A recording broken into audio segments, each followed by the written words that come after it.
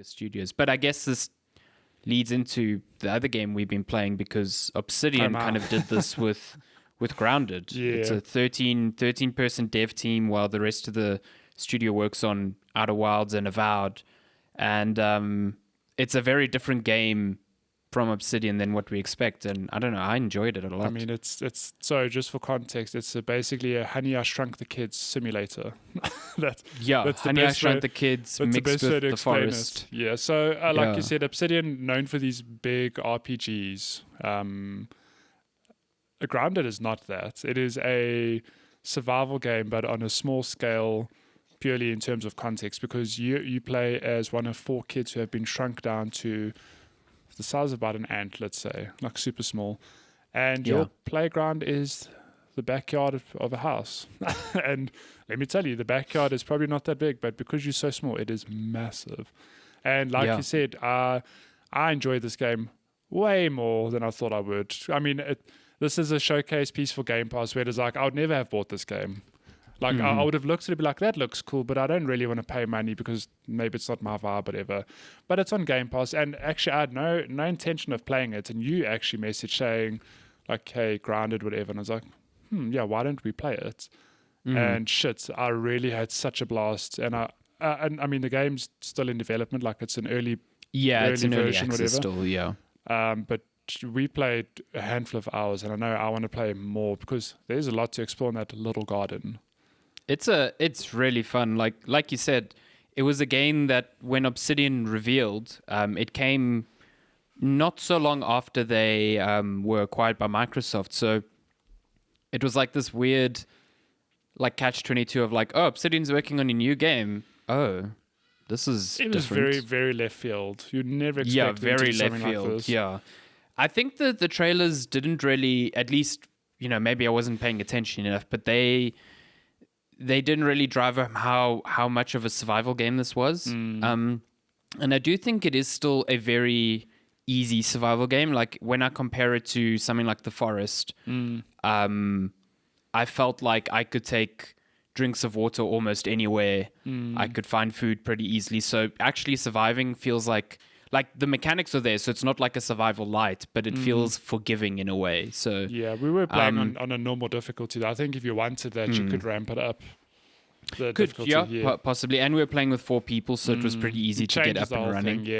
Yeah, it changes. And we're playing with John Michael, who seems to be an aficionado at survival games. Like he pointed out, we spawned you, me, Keegan, and John Michael. We're going to play this Honey I Shrunk the Kids simulator. The first thing you did was punch an ant. I don't know why. I wanted to see what happened. I don't know why you brought that howl upon us, but you, me, Keegan died a lot. John Michael very quickly, yeah.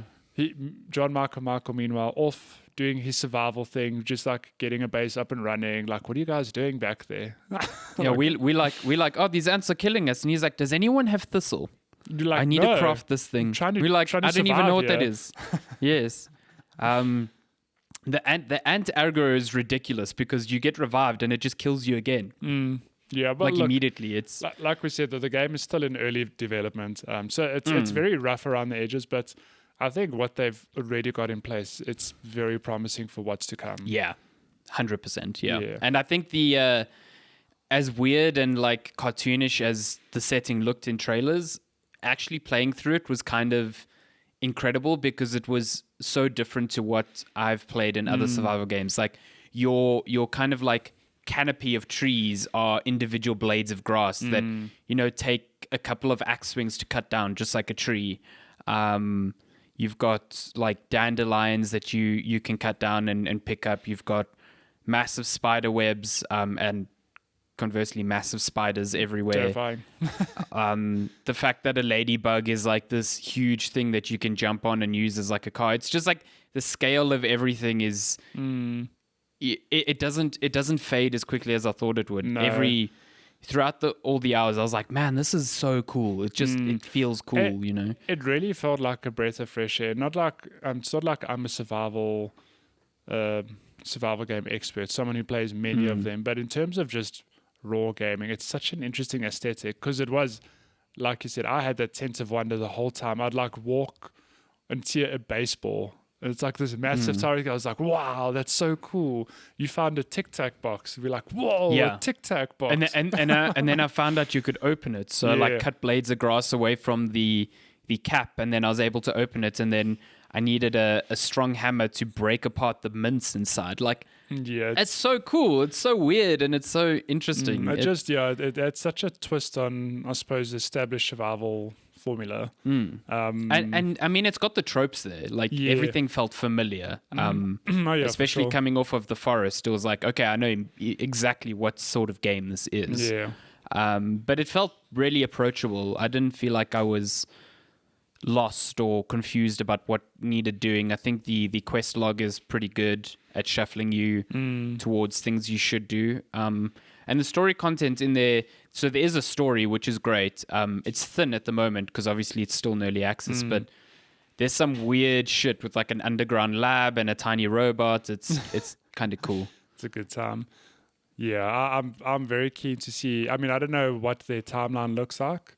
But I want to play more now, and I want to leave it for like a year or two, whatever, and then come back when it's released, just like the Forest. Because I mean, I also that's essentially how I did it. Yeah, I played the Forest so long ago, and I was like, "Oh, this is pretty cool." And then I actually like completely forgot about it. Then you spoke about it; it had launched properly, and it's like, "Oh yeah, I should revisit this game." And I remember playing. I bought the Forest when I was still working at eGamer. It was in early access. And I remember playing it then because everyone was touting the zombie AI was like super clever. And I remember terrifying. Still terrifying. I remember like vibing with it then, but it was like so bare bones at the time. And like it took like 5 years for it to hit 1.0, and it was only when GameSpot were like, "Do you want to review the Forest?" I was like, "Oh yeah, that game." And what a game! Holy shit, I love that game. Yeah, but I think Grounded is very much in the same vein because like the playground's there. It's really just about them fleshing it out and adding stuff to it now. I mean, and I've already been on the Reddit seeing what people have been making and what they've been up to.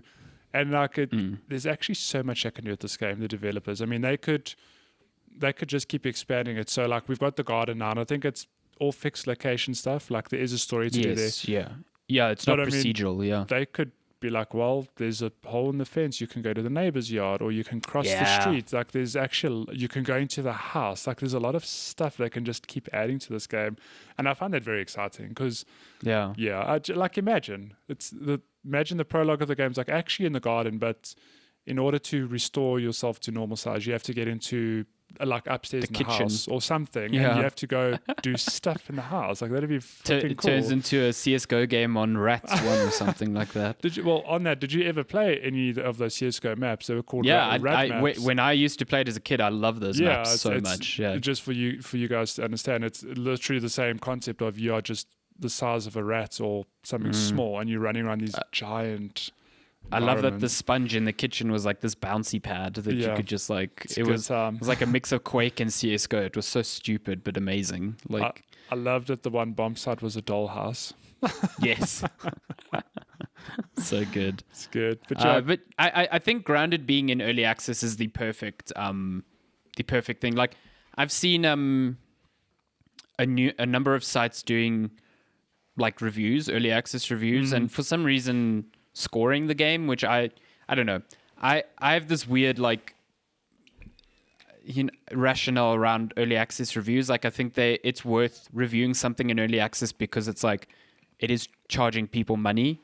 So to me, if you are charging money for something, you are opening yourself up to critique and review. Yeah. That's simple. Like doesn't matter if you're in early access, but the actual score of it is like a bit that's a bit weird. Yeah, that's a bit weird. Like I think you can review it and whatever. Never anyway. But like all the critiques I'm seeing in a lot of reviews, which I agree with, they are things that I could have applied to the Forest when it was in early access, and I know that the sort of roadmap, the style of releasing the game fixes those issues with the community. So I think what Obsidian did was nail a base off the bat, which is to me the most important part. For sure, yeah. And now they can definitely add more story content. They can rebalance certain things like the number of spiders or the damage output of humans, or like I said, the survival elements. They can make like your thirst and hunger go down faster or something like that. Yeah. And I think developing it with a community that already seems pretty amped by the game is perfect. So I see a bright future for this game. Yeah. Look, it really left a positive impression on me. Yeah, 100%. It wasn't like this looked stupid, and it was kind of stupid for like an hour, and I don't really think about it. Like that game, the spiders were terrifying, absolutely terrifying. But I mean, even that in itself is something I just never thought about. You know, being small, like of course spiders are going to be the big enemies that you want to run away from. I mean, I think what sold the game to me is you sent me that clip of 2 streamers playing, and one's busy running out of a tunnel, turns around, there's a giant spider there. Yeah, like, climbing in. Yeah. It just never crossed my mind that that's the sort of thing that would happen in the game. I was like, yeah, I want to play this. And let me tell you, those spiders are terrifying. I mean, you had a couple of instances. I think it's really cool how when they're coming at you and you can't see them, you see the blades of grass on the horizon move, so you can tell that they're coming, like a monster movie. But also like you ran into one during the day that looked like it was dead, but it was actually just sleeping. So it must have just been sleeping or something. Yeah, it just like you know when you see a spider in real life, it's like upside down and it's curled all its legs. It almost looks dead, but then it just unfurls them and jumps up, and you cucked yourself. I it really was so did. funny. It is so completely funny. Unexpected. And I was like, yeah, this game. And you were busy running away from another spider when that happened. Yeah.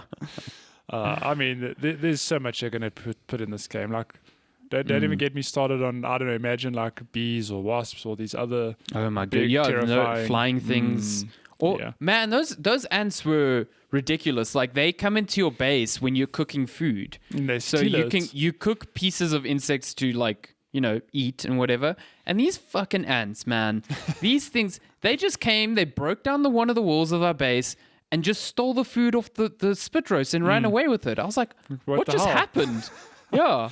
And I've seen in other videos that they'll break your storage containers as well and steal all the resources inside them. Those assholes. That's fucking not cool. ants, man. That's why I punched it at the beginning. You knew, I right? knew. Right from the beginning. No, man. They are terrifying. I came across a like a platoon of soldier ants, and like when enemies aggro you in this game, their eyes turn red, which is super creepy, but very effective at letting you know if you're being attacked or not. Yeah. Yeah, it's like the red suited people in Time Crisis 2. You know they're going to shoot you immediately. So I just came across this platoon of soldier ants, and they all had red eyes, and there was like at least 10 of them all coming towards me, and I was like, I mean, even that. Can you imagine when this game releases in 2-3 years properly? The first raid is like an anthill. I'd be down. Go fight the queen, whatever. Oh my god, I can't wait.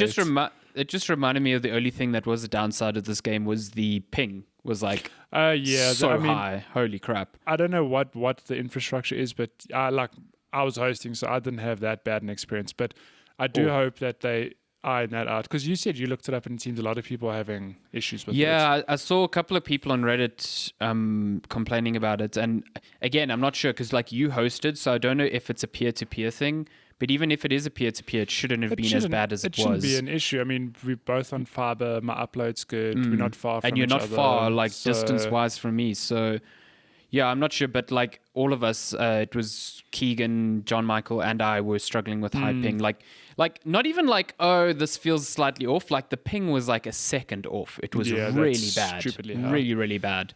So it made combat, like, difficult. I couldn't kill ants. Because, like, as soon as they started running away, like, I couldn't hit them again because the timing was always off. So, but that, again, early access game, it's on Game Pass. I highly recommend people try it out because it is really fun. And it seems like it's doable solo. I know Deathbox was playing solo. Yeah. So, it's good. Good game. Good time. So, I don't know if you're streaming it again, but I certainly want to play it again with you guys. I'll happily play more of that. Tuesday, let's do it. Yeah, I'm gonna come in again, and you guys played after I logged off, so I'm expecting a double story base. Listen, we put roofs. We put a roof on our base, and we put some mushroom gardens. Mushroom. Oh, okay. And I mean, when I left, we had just set up the spider webs to catch moisture. Yeah. We've got like a little bit more than that, but don't worry. I did some exploring, and there's a bunch of places I want to go in the game still. So yeah, we'll play more.